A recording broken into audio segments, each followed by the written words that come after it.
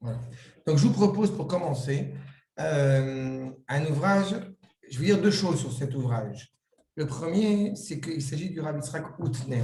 Le Rav Yitzhak Houtner est parenté, de certaine manière, avec le Rav Kook. On parle de quelqu'un qui est. Ils étaient de Hintmouchent ou de Tlemcen? Ils étaient. Il a un gros Streimel comme ça, le Rav Yitzhak Houtner, qui était en Amérique. Et ce qui est toujours très intéressant et très émouvant, c'est qu'à trois endroits, si je puis le dire quasiment en même temps, on a commencé à réenseigner le Maharal de Prague. En France, avec M. Gordin, en Israël, avec le Rav Yehuda, et en Amérique, avec le Rav Yitzhak Houtner. Donc, c'est une personnalité qui est déjà suffisamment impressionnante par rapport à ça. On n'est plus dans le débat sioniste, pas sioniste, on est ailleurs. On est dans quelque chose une prise de notes sur toutes les fêtes encore une fois, qu'on a pu vivre en Israël. Et cet ouvrage, Pachad Yitzhak, qui entre parenthèses, c'est comment je l'ai découvert, cet ouvrage, il y a déjà plusieurs années, c'est parce que, qui n'était plus publié pendant des années, parce que le Rav Ashkenazi s'y référait souvent. Il a souvent dit, parler du Pachad Yitzhak, du Rav Houtner, c'est comme ça que j'ai appris à connaître cet immense Rav. Maintenant, chaque volume, d'accord, de Pachad Yitzhak coûte près de 80 shekels.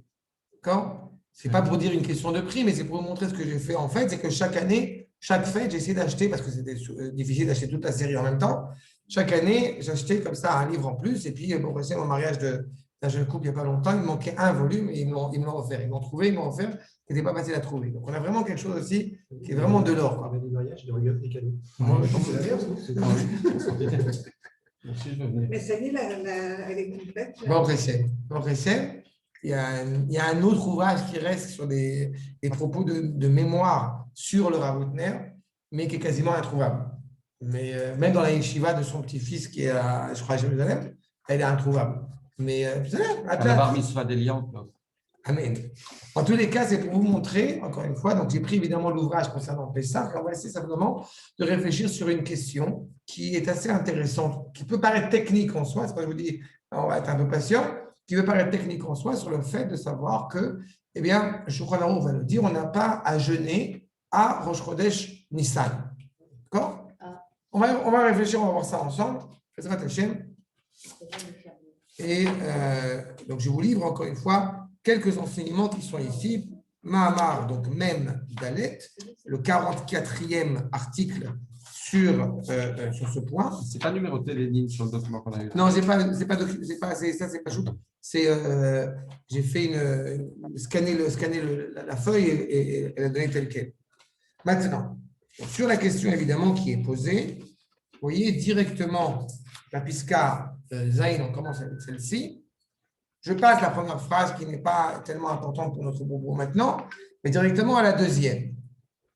Vaïdoubar Arshad, ala mistaef mitoch hashoresh hazeh, betoch bederech hadugma. Parce qu'on est en train de parler au bout du compte, il faut se rappeler que on est vraiment à la première ligne, deuxième ligne. Il faut avoir en tête qu'on a l'habitude à partir de Rosh Chodesh Nissan de lire tous les jours après la prière de Shacharit la paracha qui se trouve dans Parashat Nasso, où, au bout du compte, on met en évidence chaque jour, jusqu'au 12 Nissan, eh bien, les différents cadeaux que chaque tribu va amener pour l'inauguration du Mishkan. D'accord? Le Mishkan, temple portatif. Acha, Beder Dugma, Alacha hi, she'en mit'anim benissan. D'accord? On ne gêne pas au mois de Nissan. Et encore plus à Rosh Chodesh. Mishum, she'elu yemei Chanukat HaMishkan. Pourquoi on ne gêne pas? Parce que c'est l'inauguration du Mishkan. Veshal al-Zeh Beit Yosef. Shulchan Aruch arrive. Il y a une question qui est quand même assez intéressante sur le fait qu'on apprend qu'il ne faut pas jeûner en cette période parce que c'est l'inauguration du Mishkan. Cependant, il y a un petit problème. C'est qu'on a un midrash très ancien qui, semble-t-il, date de l'époque du premier Beth Amikdash. Et quand on parle de tous les jours où on n'a pas à jeûner, alors on ne parle pas de celui-là. On parle du 8 Nissan, où il y a eu un événement qui fait qu'on n'a pas à jeûner le 8 Nissan, mais on n'a pas évoqué l'idée de ne pas jeûner, justement, pendant cette période de l'inauguration du Mishkan. Vous voyez la suite. Sha'al al-Zeh Abet Yosef, Lama lo niskar davar zeh, besefer Megillat Ta'anit, et ça le Midrash, un certain nombre de dates qui sont répertoriées, Becheshbon Hayamim, she'en mita'anim bahem. On n'a pas rappelé Nissan quand on veut parler de ne pas jeûner. Velo od, et la sheyom chet Nissan, vous avez le 8 Nissan, Nirshav Sham, le Yom Tzom, Al-Shem Erwa Mesuyam. C'est juste le 8 Nissan, on dit clairement qu'en ce jour-là, on a 9 qu'à jeûner en référence à un événement quelconque. Peu importe. Mais Chutz Mizeh, en dehors de cela, Allo Betela Megillat Ta'anit, maintenant justement, on n'a plus de Mishkan. On n'a plus non plus de Beth Amikdash. Jusqu'à quel point ça tient ou non? Si on n'a pas, au bout du compte, évoqué cette problématique à l'inauguration du Mishkan, on le dit au niveau de la halakha, mais que ce n'est pas inscrit dans la Megillat Ta'anit, c'est qu'est-ce qui a changé entre le Mishkan et Megillat Ta'anit? Ou Betelu Cheshbonot, Dumim, on a annulé tous les calculs anciens. Elu shel Yemet Tzom ve'Isur Ta'anit, mi sha'at Chorban Hamikdash. À partir du moment où le Beth Amikdash a été détruit, toutes ces considérations ont été abrogées. Donc, dans la Megillat Ta'anit, où on fait référence justement à l'époque où il y avait le Beth Amikdash, il n'y a plus lieu, a priori, de fixer comme point de halakha, de ne pas juger, de ne pas jeûner Rosh Chodesh Nissan, le nouveau mois de Nissan et les quelques jours de l'inauguration du Mishkan. Et là, et la nuance est intéressante. Qu'est-ce qui s'est passé avec le Mishkan quand on va construire le Beth Amikdash? Le premier Beth Amikdash a été détruit. Le deuxième Beth Amikdash a été détruit. Mais le Mishkan contient un Beth Amikdash, on en a besoin? C'est fait. On est exactement la problématique. La question qui s'impose, c'est qu'est-ce qui s'est passé avec le Mishkan? Qu'est-ce qu'on a fait avec lui une fois qu'effectivement on a construit le Beth Amikdash? Nous dit le Rav, et la Shekar Mekoublani, Mi Mekorot Nehemanim, des sources fiables, fidèles, Amishkan Nignaz, Velo Nichrav, Velo Abayt Nichrav. Le Beth Amikdash a été détruit. Le Mishkan n'a pas été détruit. Le Mishkan a été enterré. C'est quoi la différence? Il n'y a aucun drame dans l'enterrement du Mishkan. D'accord? Pourquoi il n'a pas été intégré dans le Beth Amikdash? Mais tout ce qui est dedans, avec des nuances, mais tout ce qu'il y a dedans est intégré dans le Beth Amikdash. La menorah, le misbéar, tout l'autel, tout ça est intégré dans le Beth Amikdash. Mais il n'y a aucune raison au bout du compte. Donc, qu'est-ce qui reste qu'on enterre? Non, tout ce qu'on devait reconstruire, on a reconstruit. Mais le Mishkan en tant que tel, comme son nom l'indique en français d'ailleurs, il est considéré comme étant, bon, je n'aime pas l'expression de tabernacle, je ne comprends pas tellement ce truc, mais en plus, oui, mais je pense en tant que temple portatif. C'est un temple ponctuel, portatif, en attendant qu'on puisse être à Yerushalayim et reconstruire le Beth Amikdash.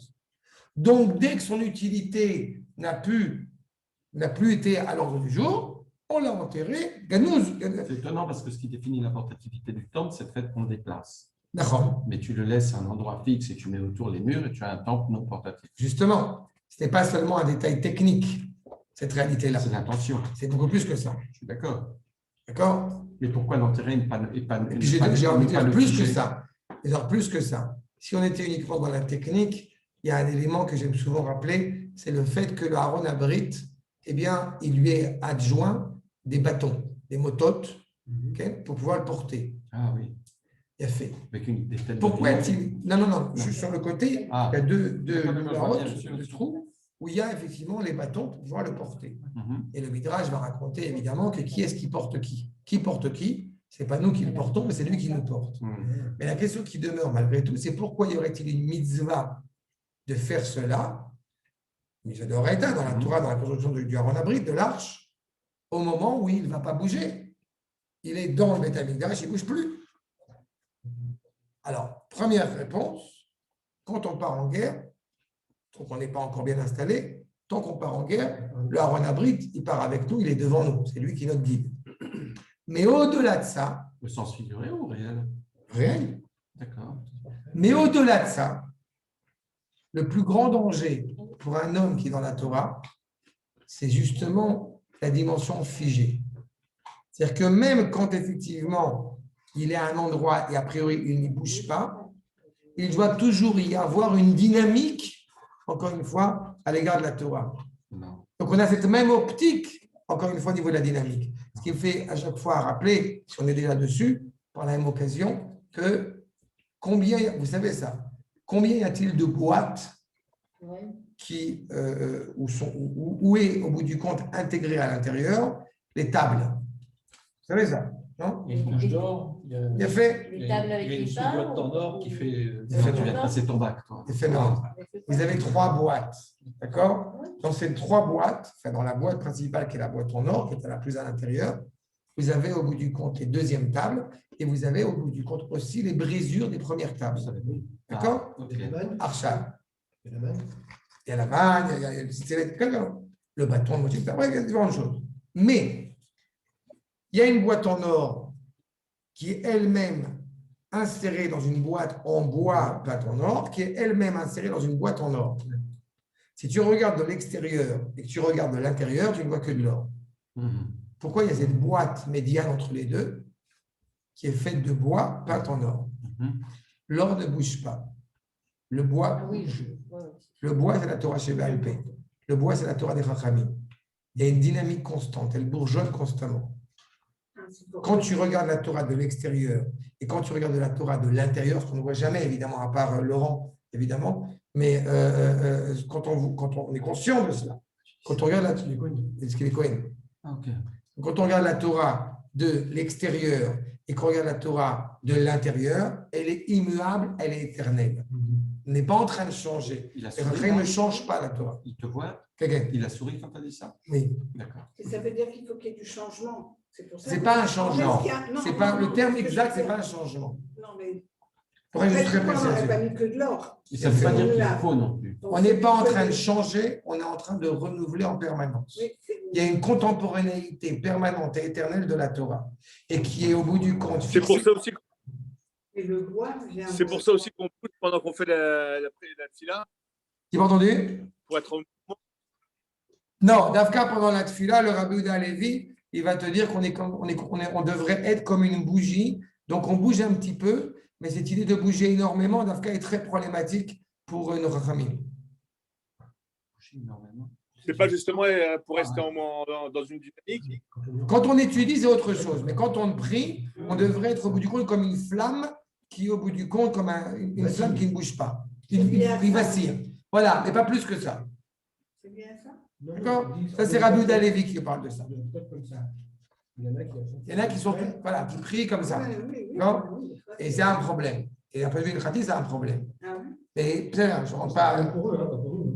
Mais non, mais c'est pas ça que je. Est-ce que ça a un lien avec ce bois qui est à l'intérieur de l'or? Mais le bois, comme j'ai dit, qui est à l'intérieur de l'or, c'est justement une matière qui est constamment en mouvement. Le bois, encore une fois, tous ceux qui ont des meubles en bois le savent. Le bois ne meurt jamais. Le bois est toujours constamment en train de. Pardon? Tu l'entends. Tu l'entends, tu le vois. C'est le rapport justement à la Torah chez Balpé, la Torah des Chachamim. Et ils viennent être au bout du compte le lien entre cette Torah immuable de l'intérieur et de l'extérieur. Et c'est pour ça que de l'intérieur et de l'extérieur, tu as l'impression que la Torah ne bouge jamais. D'accord? Mais cette évolution permanente. D'accord? Attends, je reprends notre propos. Donc. Attends, une parenthèse, parce que tout à l'heure, tu as dit qu'elle était enfouie. Mais elle a été enfouie pour elle était enterrée, pour la cacher des gens qui détruisent, pas pour parce qu'on en a plus besoin. Oui, mais au bout du compte, on n'en a plus besoin. Non, je suis d'accord. Mais si on l'enterrait, c'est parce qu'on avait peur qu'elle soit détruite. Ah, de toute façon, il est certain que si on l'avait laissé de côté, genre comme un musée, il est évident que ça aurait été profondément maladroit. Okay. Donc, on l'a enterré, Nignaz. On l'a enterré pour qu'évidemment personne n'en fasse une idolâtrie ou je ne sais pas quoi d'autre. D'accord? Mais il n'empêche qu'encore une fois, il n'y a aucun drame à avoir enterré le Mishkan. Veine, Benyan Makom Amigdash, Nikar, Nishar, Shikla, Vetria, Begdushat Amakom, Af Lachar Chorban, Im Kedesha Latid Lavo. Il faut se rappeler que le Harabait est animé par la sainteté pour l'éternité, qu'il y ait ou non des renards ou des cafards qui sont dessus en train de jouer au football. C'est une sainteté qui est immuable. Alors que la sainteté du Sinaï, par exemple, eh bien, était déjà annoncée comme étant ponctuelle, que la sainteté du Mishkan, elle est ponctuelle, mais la sainteté du lieu où est le Beth Amikdash, elle est éternelle. Mashelo Matsinu Dogmato, Benyan Makor Mishkan, ce qui n'est pas vrai pour le Mishkan. Mais nous ne sommes pas prêts dessus. Pardon? On en a parlé la dernière fois, il y a des renards, c'est vrai tout ce que tu dis. Non, c'est vrai. Mais nous ne sommes pas prêts dessus. Il vaut mieux qu'il y ait des renards que des demi-juifs. Quand on sera prêt, on sera dessus comme il faut. Le sacrifice de Pessah, on l'a déjà dit, le sacrifice de Pessah n'a pas besoin d'un Beth Amikdash pour être sacrifié dessus. Donc ça reste un drame constant sur le fait qu'arrive Pessah et qu'on va se retrouver encore avec une matzah au milieu de notre table et pas avec un agneau, ce qui devrait être le cas. Ok, là je comprends. Mais c'est d'autant plus dramatique qu'on a le temple à portée de main. Et ça veut dire qu'ils sont encore un peu loin. Voilà.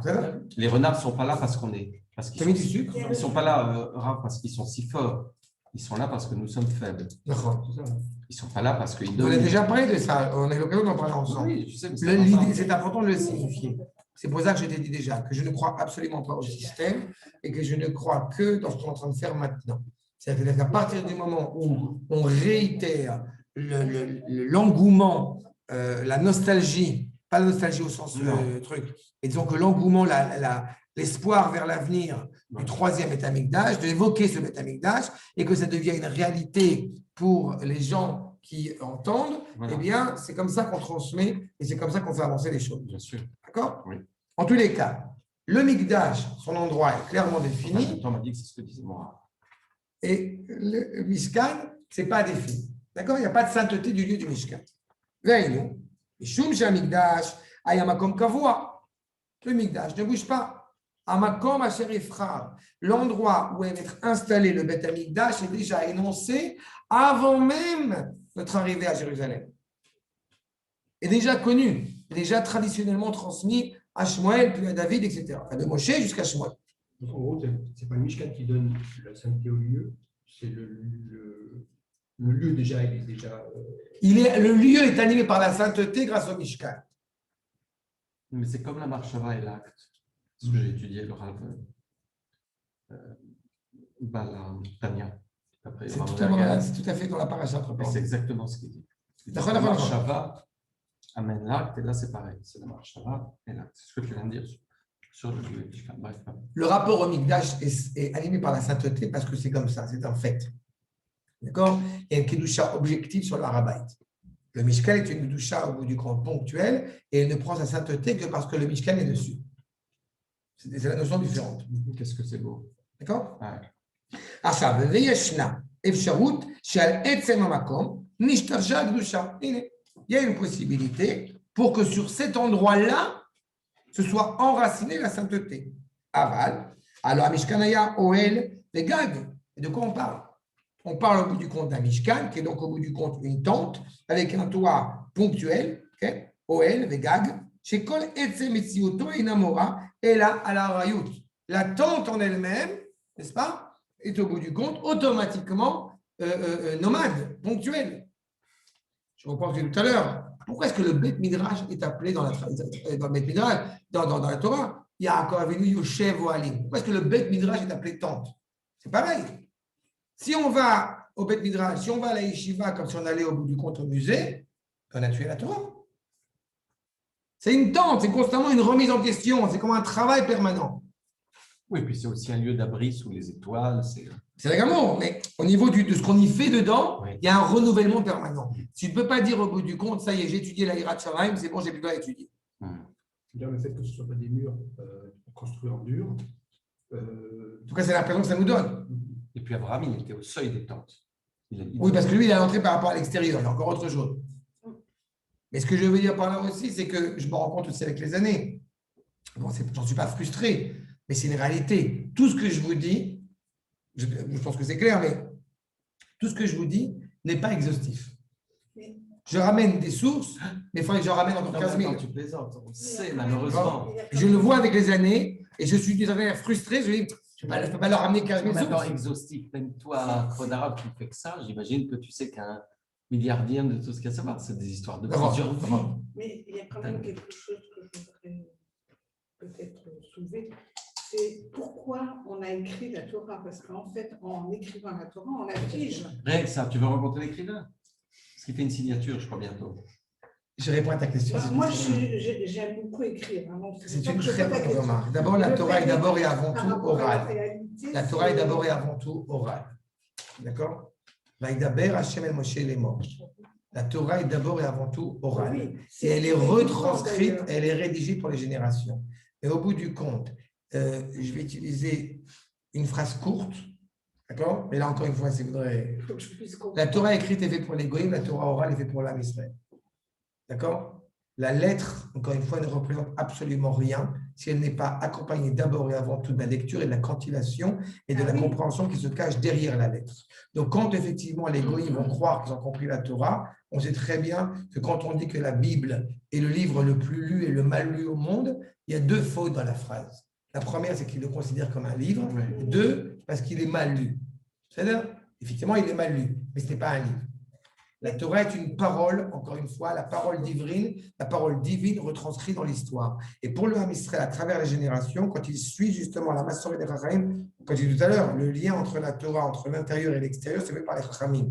Celui qui voudrait éventuellement expulser le rapport aux Chachamim quand il étudie la Torah, il est très sympathique, mais il ne comprendra jamais rien. Ce n'est pas la Torah qu'il étudie. C'est lui-même, c'est la psychologie, c'est ce que tu veux, mais ce n'est pas de la Torah. La preuve en est que quand justement tu lis dans la Torah Lotivachel Gedi be Chalev ou be Chalav Imo, la vraie question c'est de savoir qu'est-ce qui est écrit, Chalav ou Chalev. Si au bout du compte, on va croire que c'est Chalev, alors on est dans la graisse de sa mère. On n'est pas dans le lait. Il suffit au bout du compte, il n'y a pas de lait, il n'y a pas de nicode, il n'y a pas de voyelle dans la Torah. Ça au-delà. Donc c'est qu'au bout du compte, à partir du moment où on remet en cause le rapport au Chachamim qui nous permet de nous apprendre à lire. Très intéressant. En français, tu parles d'écriture de sainteté. En hébreu, tu parles de Mikraé Kodesh. Ce sont des lectures qui sont animées par la sainteté. Tu ne peux pas lire la Torah si tu ne comprends pas ce qu'elle veut te dire. Donc, à partir du moment où on parle de l'écriture, effectivement, a son importance. Elle donne un cadre, elle donne un contexte, mais on l'apprend justement, surtout, avec tout ce qu'il y a derrière. D'accord? J'ajoute un point pour que ce soit bien clair. C'est un truc qui me fascine à chaque fois. En français, dans la culture occidentale, quand tu dessines une lettre, c'est ça qui est impressionnant, sans que j'ai déjà dit, mais ce n'est pas grave. Quand tu dessines une lettre et qu'il y a du blanc, qu'est-ce que tu fais? Tu noircis le blanc. D'accord? C'est-à-dire qu'au bout du compte, le blanc ne représente absolument rien. Dans la calligraphie japonaise, chinoise, pardon, on est exactement à l'inverse. Le blanc fait partie a une valeur importante par rapport à la valeur de la lettre. Qu'est-ce qui se passe dans la tradition juive? La Torah, chaque détail, chaque point a son importance. On va parler de paracha stouma, de paracha fermé, quand au bout du compte, entre deux parachiotes, tu as moins d'espace que 9 lettres que tu pourrais y mettre. C'est-à-dire que ce n'est pas seulement la lettre qui a son importance, c'est tout ce qu'il y a autour. En fait, c'est l'infini. Exactement. C'est le blanc qui est dedans. D'accord? C'est pas le blanc, c'est le carré. Tout est dedans. Tout est dedans. Les taggings, ce qui est sur l'être est important. Mais en fait, d'accord? C'est pour ça que l'écriture, ça nous donne une direction, mais elle n'a pas de sens, elle n'est pas reliée au Chachamim. C'est n'est pas relié justement à ce prisme oral, qui est d'abord oral et retranscrit par Moshe Rabbeinu. D'accord? Mais là encore, je te dis ça en 2 mots. Hein. C'est un truc qui est... Achab. Laurent, ça va, tu m'entends, Laurent? Achab. Ou Begnizato. Alors justement, au moment où le Mishkan est enterré. Ah, la Gnisa du Caire. Gnisa s'est enterrée. Ah oui? Ah, c'est pour ça, je l'ai vu, hein, à Cambridge. Oui. Bon, bref. Non, je ne savais pas que non, mais c'est important. Tu aimes le surf? Je viendrai. Ah, Benjamin. Alors, Begnizato. La Gnisa, ce n'est pas le surf, ce n'est pas les louches. Moqueur. Ou Begnizato. En dioun al kedushat makomo shetisher leolam. D'accord? Au bout du compte, où c'est enterré, il n'est pas précisé la sainteté, encore une fois, du lieu qui resterait pour l'éternité, sous prétexte qu'il y a été enterré. D'accord? Vous suivez? C'est ce qui est souligné. La dernière ligne qui est soulignée, c'est Tisher Leola. D'accord? J'ai raconté tout à l'heure dans la voiture que dans un cours aujourd'hui, j'ai voulu faire une blague. Vous savez? Vas-y, oui. Parce que j'ai dit, je parlais de Eliezer et de Lavan. D'accord? Qu'il avait mis du poison dans la soupe. Tu devrais inviter les femmes à ton cours que le jour de la femme. Et Lavan Oui. a mis du poison dans la soupe de Bethuel. D'accord? Okay. Et à ce moment-là, Eliezer a dit, le poison est dans la soupe. Voilà. J'étais très fier de ma blague. Et en fait, il y en a un qui a remarqué que c'était Racine et Phèdre et machin tout. Tout le reste n'a pas compris pourquoi j'étais mort de rire. Donc, de par moi, je fais des blagues comme ça. Mais... Enfin, des blagues sur Racine et Phèdre. C'est déjà des blagues. Je sais. Bon. Les ramats de voix, ça. Qu'est-ce qui se passe exactement à notre droite? Mais non, pourquoi tu l'as pas? Elle a mal au cou, elle a mal au cou. Non, c'est pas ça. Je ne sais pas pourquoi. Je prends rarement de la camole. Et 2 fois de la camole. Bon, ok.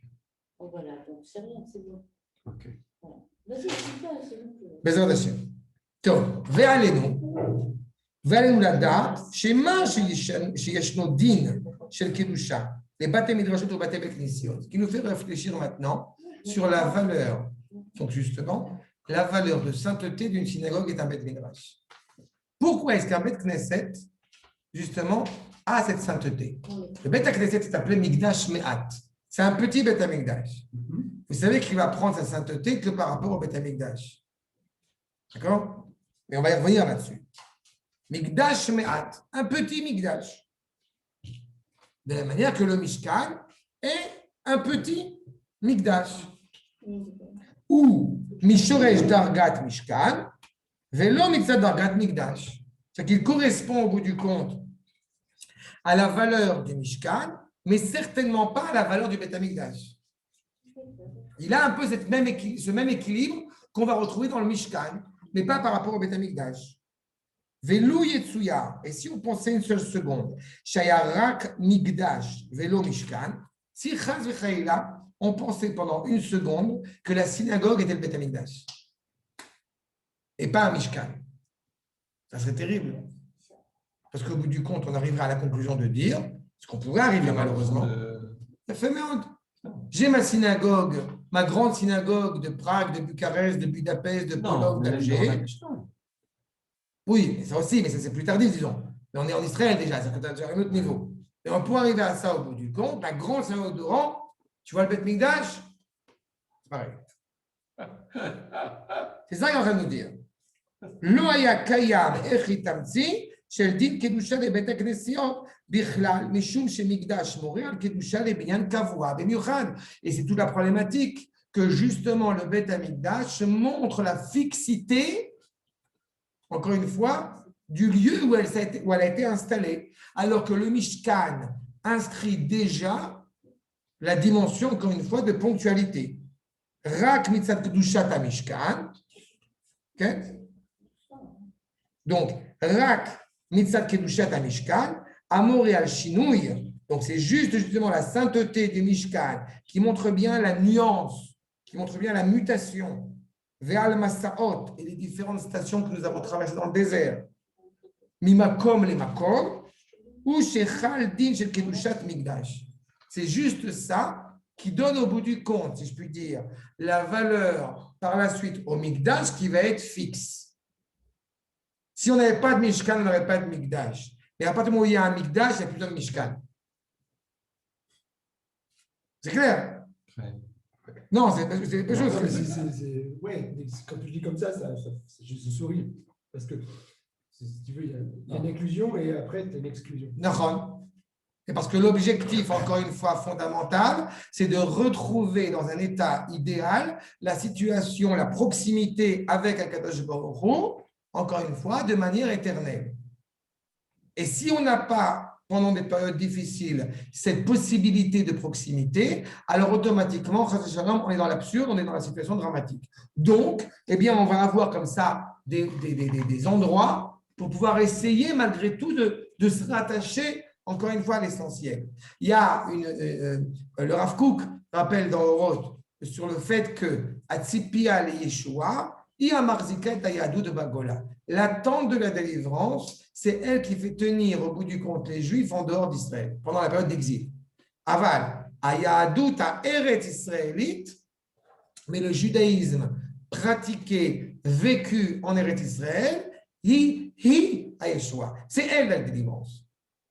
Donc c'est un petit peu la même problématique. Ce qui me permet pendant 2000 ans de me rattacher à Jérusalem, c'est par le rapprochement de la synagogue, de la communauté.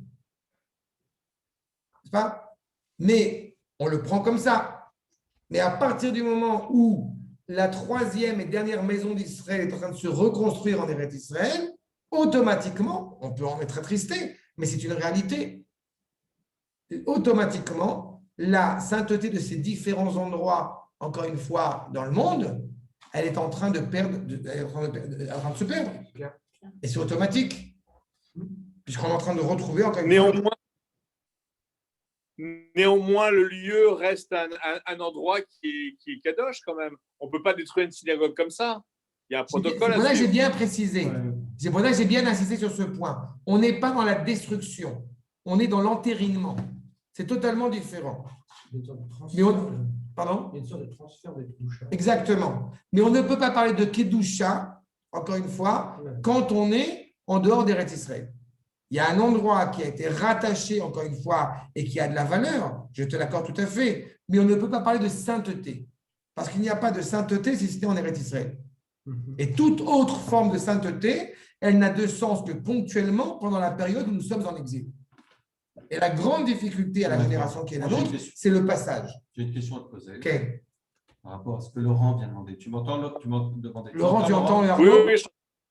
Moi, je comprends ce que tu poses comme question et en même temps, je ne le comprends pas. C'est-à-dire qu'à partir du moment où il y a Israël et on se rapproche du troisième. Bezrat Hashem. Voilà, Bezrat Hashem. Les synagogues à l'étranger, à part d'abriter des Juifs en exil en attendant qu'ils reviennent, une fois qu'ils sont rentrés, ce sont des musées. On rapatrie les rouleaux de Torah et pour le reste, les détruire, elles n'ont aucun intérêt. Ce sont des. Bien fait. Ce sont des restes. Fait. Des reliques. Oui. Des reliques de. Non, mais c'est tout à fait légitime. Il a raison sur le fond, il a raison sur un point essentiel, c'est que le Sefer Torah qui est dans le Beth Knesset, les décorations, les floraisons du Beth Knesset, elles sont tout à fait légitimes de les ramener, encore une fois, en Eretz Israël. Non, les ramener, oui. Mais ces lieux-là, le lieu en ce sont des catastrophes. Bien sûr. Ce sont des lieux qui rappellent notre exil, qui rappellent quand on voulait s'assimiler, qui rappellent qu'on croyait qu'on pouvait. C'est les eaux de Yosef. Et le pire, ce sont les lieux qui existent en parallèle d'Israël. D'accord. Parce que quand ils existaient avant Israël, c'était tout ce qu'on avait pour une mouille mitzvah. Mais aujourd'hui, ces lieux qui existent, c'est une catastrophe. Mais c'est pour ça qu'on est dans une période transitoire. C'est pour ça que la difficulté, c'est que justement, il y a une période transitoire. On n'aurait jamais dû partir. Déjà. Et en Israël même, à ce moment-là, ce qui n'est pas à Jérusalem, ça aussi un statut intermédiaire. On parle des premières synagogues à l'époque du Beit Sheni. On parle des premières synagogues à l'époque du deuxième Beth Amikdash. On ne parle pas de synagogue à l'époque du premier Beth Amikdash. C'est-à-dire que naturellement, la présence du Beth Amikdash, automatiquement, eh bien, elle fait monter le Ham Israël d'un échelon. D'accord ? Donc, il est évident, encore une fois, que tant qu'on est dans cette période transitoire, justement, alors on n'est pas encore arrivé à la quintessence, à la finalité de là où on veut arriver. D'accord ? Mais on va y revenir là-dessus. Parce que la question de départ, il ne faut pas l'oublier, c'était de savoir pourquoi est-ce qu'effectivement, dans la halakha, on nous dit clairement qu'on ne peut pas jeûner à Rosh Chodesh et que ce n'est pas inscrit dans les midrashim les plus anciens. Et on va voir que justement, il y a ce rapport dans cette nuance entre le Mikdash et le Mishkan. D'accord ? On va y revenir. Maintenant, au Mikdash Moré, je reprends. Au Mikdash Moré, Davka, Al-Keviyut, le Mikdash montre bien encore une fois la stabilité. Okay ? Vous l'avez ? C'est là. Au Mikdash Moré, Bedavka, Al-Keviyut. Le Mikdash met en évidence, encore une fois, la fixité, la stabilité. Ou Beshat, Kiyum Mikdash, Shoreret Darga Shel Kiviyut, Makom Lekdusha. Quand vous avez le Beth Amikdash, automatiquement, le Ham Israël vit sur un autre échelon. on nous raconte clairement qu'au moment où il y a le Beth Amikdash, automatiquement, sans même avoir un sidour, notre prière est déjà plus élevée. On a besoin de nous dire à quoi penser au moment où le Beth Amikdash, le deuxième en l'occurrence, s'apprête à être détruit. Pourquoi ? Parce que si on n'a pas ces résidus de prophétie qui viennent nous renseigner sur quoi vers nous tourner, alors au bout du compte, peut-être on perdrait de vue la direction qu'on doit avoir. Mais quand il y a le Beth Amikdash, quand il y a les encens, quand il y a les corbanotes, quand il y a un endroit où on va, comme l'expression bien connue, tous les chemins mènent à Yerushalayim. D'accord ? C'est exactement ça. Quand il y a le Beth Amikdash, on est orienté. Quand il n'y a pas de Beth Amikdash, alors on est désorienté. Ce qui me c'est qu'orienté, c'est l'Orient. Oui, c'est vrai. עכשיו, ומתוך כך, אפשר שבזמן קיום המקדש, quand il y a le בית המקדש, לא היה נוהג כלל זה שאין להתעלל בימי ניסן. Quand il y avait le בית המקדש, alors on n'avait pas de halakha qui disait il ne faut pas jeûner en Nissan. Parce qu'il y avait un beit hamikdash. Donc on a quelque chose de fixe, de stable. Mais à partir du moment où on n'a plus de beit hamikdash, même si la sainteté du lieu, elle est éternelle et absolue, elle ne bouge pas, elle est immuable. Mais comment est-ce que nous, on va le vivre? Le fait qu'il n'y ait plus de beit hamikdash. Mais les Ne'emar, et c'est pour ça qu'il est dit que l'oniskar Megillat Ta'anit, et c'est pour ça qu'il n'a pas été rappelé dans le midrash de Megillat Ta'anit. Mipene, chez Bezman Hamikdash, Shoreret Dargat Pushato. Dans ce midrash très ancien, on n'a pas évoqué l'idée de ne pas jeûner à Nissan. Pourquoi? Parce qu'il y avait un Beit Hamikdash. Donc il n'y a pas besoin de jeûner. La question ne pas poser. Exactement. Mais quand il n'y a plus de sainteté figée, éternelle, fonctionnelle, alors on se remémore cette période où il y avait une expression de sainteté ponctuelle, portative, mais encore une fois, qui nous permettait de ne pas perdre, encore une fois, la directive. Donc, à ce moment-là, on va se remémorer cette période du Mishkan, et à ce moment-là, on va dire effectivement, on ne jeûne pas à Rosh Chodesh. Le Mishkan, c'est presque l'inverse exact, c'est pas comme ça exactement, mais des synagogues en Géoula bien. Non, tout à fait. Ça n'a rien à voir. Si, justement, c'est l'inverse, c'est pas pareil. Pourquoi? Parce que le Mishkan, il était dans quel pays? Non, le Mishkan était dans le désert, et jusqu'à l'arrivée en Israël. D'accord, mais il avait une destination. Oui, la synagogue du 16e, Ashkenaz, justement, ou Séphara, d'origine algérienne, tu es presque arrivé, tu es chez toi. C'est pour ça que je t'ai dit. Il y a une valeur à la synagogue uniquement par relation avec le Beit Hamikdash à Yerushalayim. C'est un Mikdash Me'at. On n'a pas dit Mishkan Me'at. Mais quand on dit Mikdash Me'at, il faut toujours l'entendre, encore une fois, sous l'angle d'être ponctuel et pas autre chose que ça.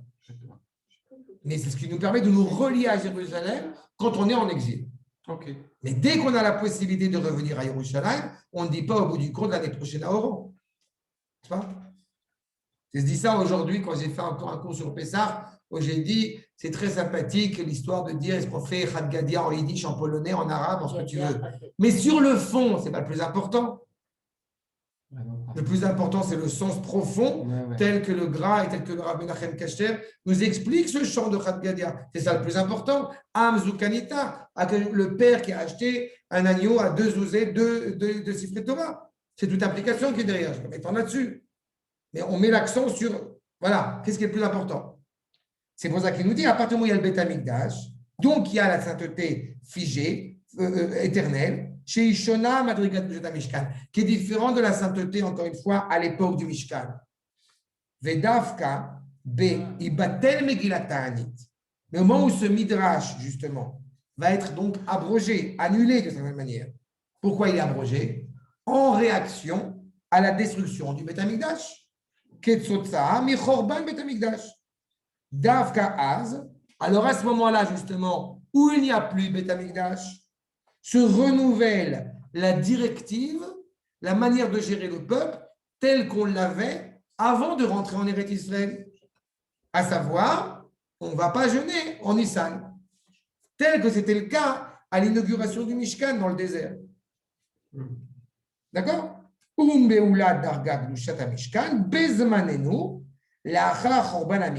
on retrouve cette dimension-là, encore une fois.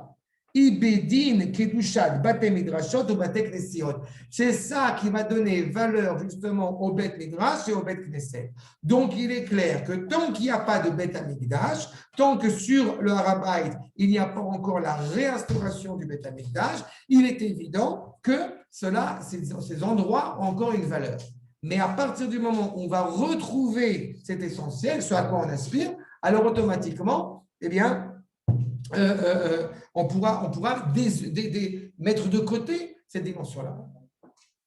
C'est clair? Oui, très. Enfin, c'est clair ou pas clair? ça l'est, mais c'est peut-être parce que je comprends pas. Non. Si c'est clair, c'est clair. Sylviane, c'est clair?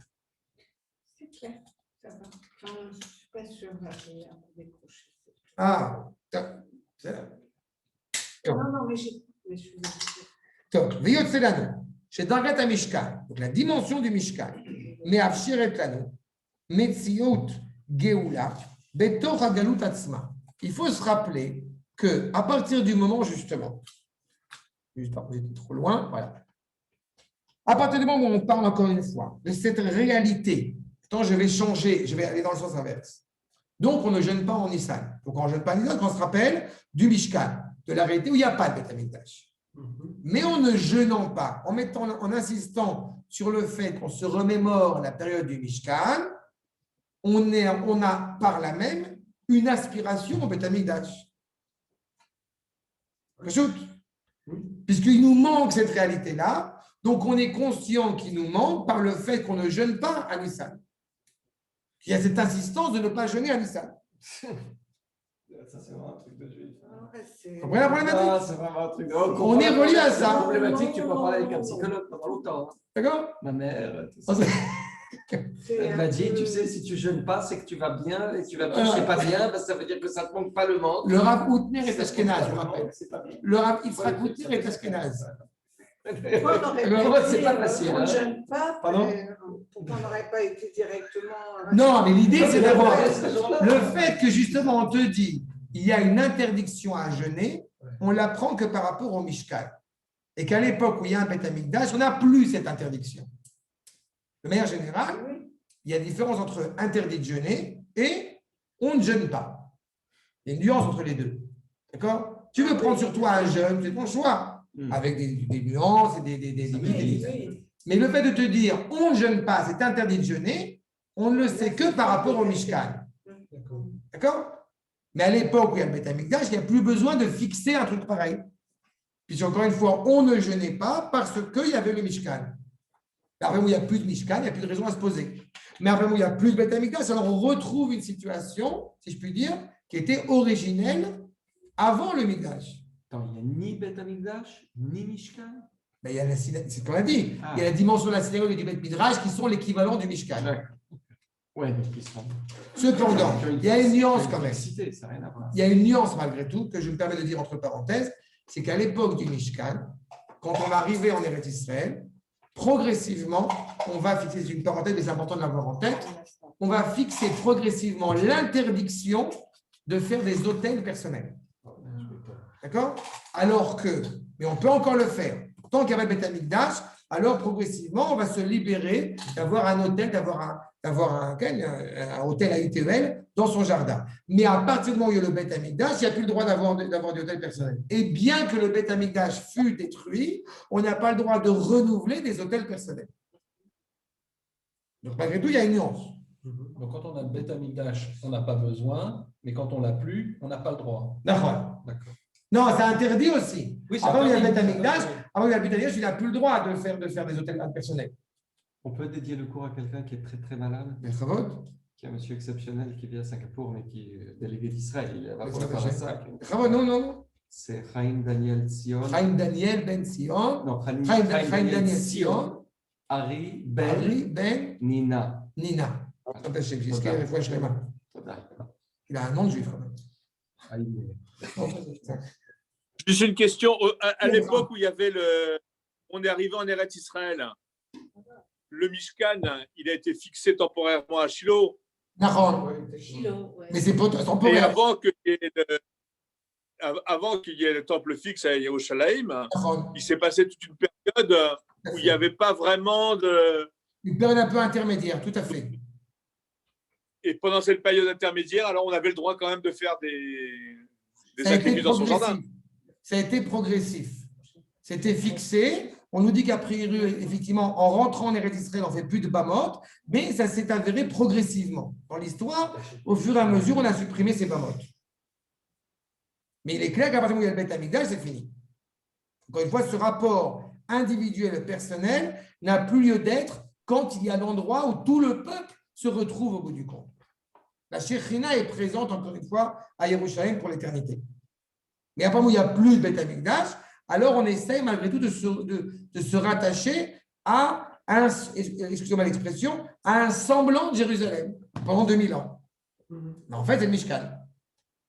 C'est pour ça qu'il nous dit que justement, en étant rattaché à ça, on a une aspiration, quand on est en bonne santé, on a une aspiration à la vraie Yerushalayim. Et pas faire un musée, évidemment, ni faire un centre du judaïsme européen. C'est pas chaud. Même s'il y a un musée du troisième temple au pied du... Oui, mais ce n'est pas un musée. Il n'est pas appelé musée. Il est appelé comment? Machon. Okay. Et c'est totalement différent. Bien Parce que Machon, il y a cette idée au bout du compte de mettre en place les ustensiles qui vont être utilisés dans le troisième Beth Amikdash. Donc c'est tourné vers l'avenir. Tout l'argent qui est investi est un argent qui est investi vers l'avenir, pas vers l'histoire, pas vers le passé. Ces ustensiles sont fonctionnels. D'accord. Donc on a l'impression qu'on est dans la délivrance quand on est encore en exil. On est rattaché un peu à quelque chose. Il y a un espoir. Donc on se tourne vers l'avenir.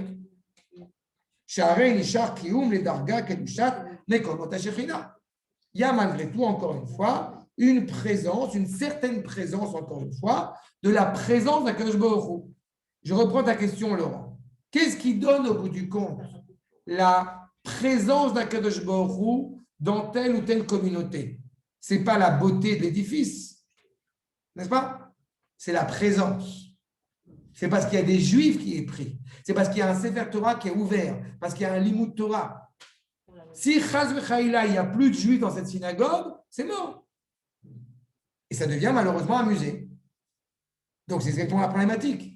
Il y a Mekomot HaShekhinah parce qu'il y a un Israël. D'accord?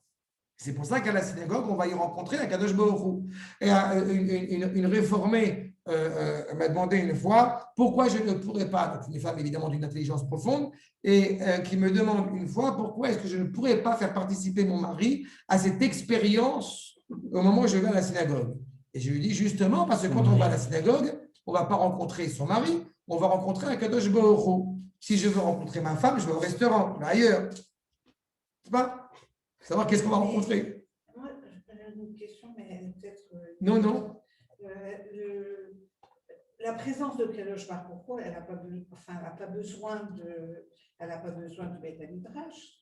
C'est pas elle qui a d'abord, c'est pas elle qui a besoin, c'est nous qui avons besoin. À Souli Mikdash, on a besoin de se fixer un point. À Souli Mikdash, Veshachamti Betocham. Il y a deux dimensions. La première dimension, c'est l'envie de construire le Beth Amikdash. Quand le Ham Israël a envie de construire le Beth Amikdash, non, il a envie d'être rattaché à un point où Akadosh Baruch Hu réside de manière absolue dans un endroit qui n'est pas un endroit, dans un temps qui n'est pas un temps. Et c'est très marrant parce que ça revient à ce qu'on disait tout à l'heure par rapport à la finitude et l'infinitude. Non. C'est donc. Ça va, tu ramènes toujours les mêmes concepts. On a le baccalauréat et toi, mais c'est trop fastoche. Non. Je taquine. Il se moque de toi. Je te dis simplement qu'on veut se rattacher à l'éternité dans la réalité du monde dans lequel nous vivons. La volonté d'Akadosh Baruch Hu est de résider dans ce monde. La volonté d'Akadosh Baruch Hu, telle qu'il s'est exprimée à nous, telle qu'il s'exprime à nous, c'est de résider dans ce monde. Le seul endroit où il puisse résider, d'abord, il y a un peuple, un réceptacle pour qu'il puisse résider, et que donc il faut préparer ce réceptacle. C'est nous, Kelly, Cohen Levi Israël, et oui, c'est le Svatemek. C'est pas moi, c'est le Svatemek. Welcome, oui, welcome. C'est le Svatemek.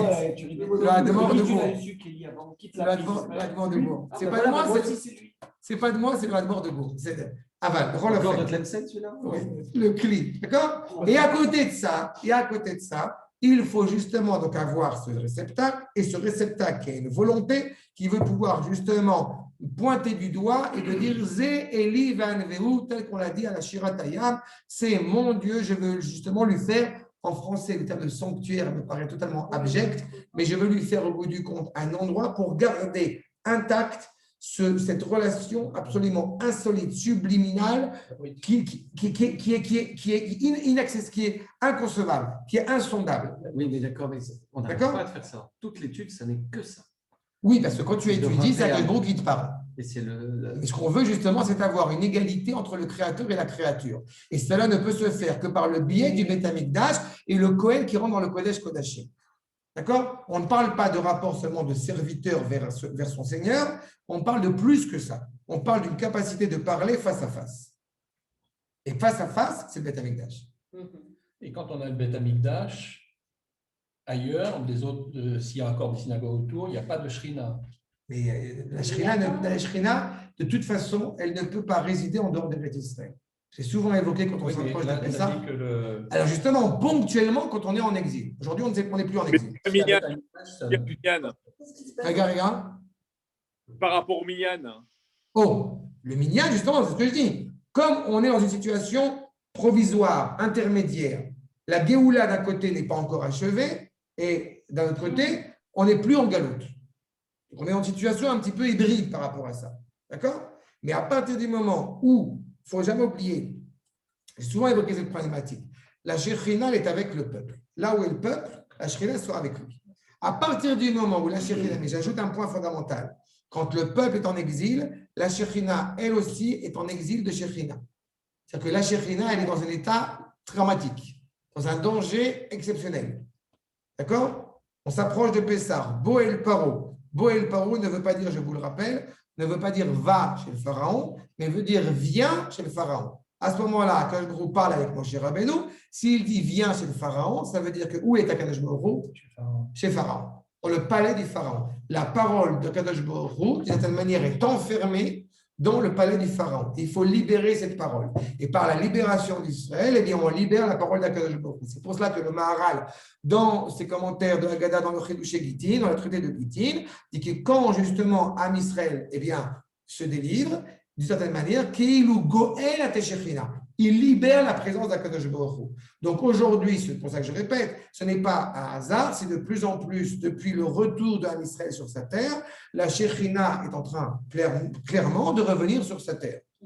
D'accord? Maintenant, qu'est-ce qui se passe pour le Minyan? Le Minyan, c'est justement cette dimension-là. Comme on n'a pas encore achevé ce projet, donc il est certain que malgré tout, on se rattache, encore une fois, à ce minyan, à cette évocation de la présence d'Akadosh Baruch Hu de 10 personnes, même en dehors d'Israël. Mais comme vous le savez, je le répète, qu'est-ce qui donne la valeur à ces synagogues, à ces centres communautaires en dehors d'Eretz Israël? C'est le fait que justement, il y ait la présence d'Akadosh Baruch Hu à Yerushalayim. À tel point que même les personnes, après 20 ans, nous, qui décèdent, on parle des Talmidei Chacham dans le traité de Ktubot, il y a des tunnels comme ça sous terre, qui font passer la résurrection des morts du cimetière de Bagneux et de Pantin directement à Yerushalayim. D'accord? Et donc, ça prend tout son sens ici. Est-ce que Akadosh Baruch Hu en a besoin? Je te réponds non. Akadosh Baruch Hu n'a besoin de rien. Non, mais il se met dans une position de besoin par humilité à l'égard de la créature. Et ça veut dire que quand on aura le Beth Amikdash,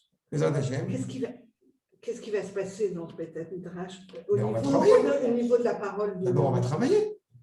On va y travailler dedans. On va y travailler, on va donner des sacrifices, on va faire plein de choses.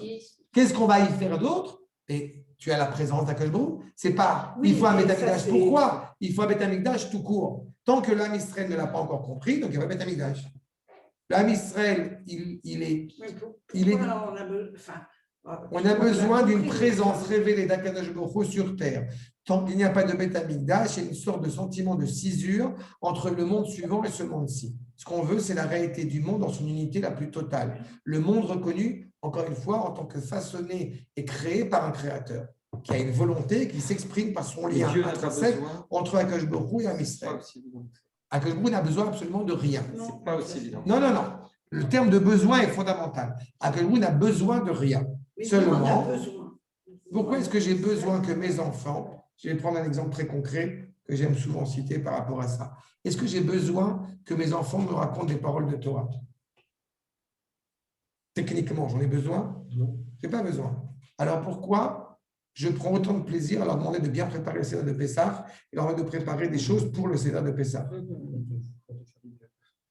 D'une certaine manière. Eux aussi, non, eux, ils en ont besoin. Parce qu'il y a une vitalité entre eux et moi, et entre moi et eux. La Avdil, ok? Il y a un dialogue qui s'instaure. C'est pas exactement, c'est plus sophistiqué. J'ai pris cette image-là pour donner un peu un sens à ça. D'accord? On a besoin de la présence d'Akadosh Baruch Hu. On a besoin, au bout du compte, encore une fois, de comprendre que toute cette réalité, elle est intimement reliée à son créateur. Ce n'est pas un menuisier qui a créé le monde et qui est parti. D'accord? Donc, elle est constamment… Je m'excuse. Okay. C'est pas lié aussi à ce qu'on a lu dans la paracha de la semaine dernière qui disait que justement après la faute du veau d'or, Dieu s'est engagé à nous donner quelque chose qu'il n'a jamais donné par avant, et c'était la Shrina en fait. Oui, mais elle était déjà énoncée avant. Le problème, c'est que la faute du veau d'or, il y a eu une écorchure sur la Shrina. On avait évoqué cette problématique-là. Oui, mais Akadosh Baruch Hu a dit qu'il allait nous donner après quelque chose qu'il n'a jamais donné avant. Oui, mais ça a donné, si tu veux, une sorte de tension, encore une fois, dans le rapport entre le créateur et la créature. C'est que s'il n'y avait pas eu ce veau d'or, alors le sera encore une fois absolu, intrinsèque, et il n'y aurait pas de césure. Après ça, ça a quelque part laissé entendre les nations quelque chose qui est remis en cause. Quand tu me demandes par rapport au Beth Amikdash, au moment où il y a le Beth Amikdash, les nations tout entières viennent justement honorer Akadosh Baruch Hu par le biais de Israël. D'accord? C'est toute la valeur, encore une fois, de la centralité de ce monde. J'ai coutume de dire, pour que, encore une fois, dans une image qui est bien claire, c'est un témoignage de la présence d'Akadosh Baruch Hu. Comment s'appelle le Mishkan? Mishkan Haedut. C'est le lieu du témoignage. Et c'est ce que j'ai coutume de dire, c'est que l'ONU n'est pas au bon endroit. C'est-à-dire, l'ONU doit être à Jérusalem. Et celui qui doit être le secrétaire général de l'ONU, c'est le Rav Zuckerman, c'est le Rav Dov Lior, c'est le Rav Zini, c'est le Rav Aviner. C'est ça le sens authentique des Nations Unies. Elles sont unies autour de cet idéal moral, divin, juste et bon. Am Israël en est conscient, il l'a vécu, il le porte en lui et il veut le révéler. D'accord? Mais quand on n'a plus ça, alors Chaz et Shalom, on pourrait croire qu'on est dans l'absurde. Et comme on se sait dans une dimension ponctuelle, donc on est malgré tout relié à quelque chose. La présence d'Akadosh Baruch Hu, comme ça a été le cas à l'inauguration du Mishkan. D'accord? Un feu qui va devant nous, qui nous suit et qui nous donne des directions. Mais je n'aurais pas te le dire à chaque coup, mais c'est une sacrée absence quand même. D'accord? Mais tu sais, il y a… C'est une absence indispensable parce qu'il ne peut pas y avoir place, c'est ce que dit Bishou, pour l'infini et le fini au même endroit. Et tant qu'on n'est pas prêt, c'est d'inviter tant qu'on n'est pas habilité à faire. Tant qu'on n'est pas habilité. Non, mais c'est parfait, c'est très important. Tant que nous ne sommes pas habilités à. La seule problématique, en ce qui nous concerne, c'est que nous n'avons pas vécu la destruction du Beth Amikdash. Nous n'avons pas vécu la fin de la prophétie. Mais le Beth Amikdash a été détruit. Parce que à partir du moment où nous n'avons pas vécu la destruction du Beth Amikdash et nous n'avons pas vécu l'arrêt de la prophétie, eh bien, les générations ont passé et donc, d'une certaine manière, hélas, on s'y est habitué et on ne comprend pas son importance vitale. Et c'est pour ça que son importance vitale se doit d'être réétudiée pour justement la comprendre à sa juste base et c'est ce qu'on fait. Mais on a des témoignages de ceux qui ont vécu la Torah, le Tanakh. C'est le Tanakh. On n'a pas de témoignage, on a le Tanakh. Oui, mais ça reste des mots. Mais on ne peut pas comprendre. Tu ne peux pas comprendre ce qui était bien fait. C'est très bien, mais c'est le problème. Imaginer, c'est dangereux. Mais on ne peut pas le comprendre. On ne peut pas saisir. On ne peut pas saisir. On ne peut pas saisir exactement ce que ça représente, mais ce que je peux te dire, c'est que la société, encore une fois, est à un niveau nettement plus élevé grâce à ça. Là, je te dis, on est dans le petit, on est dans les trois pour l'instant. On n'a pas encore… Ah oui, mais on y arrive, progressivement. On aspire, mais il faut être à ça.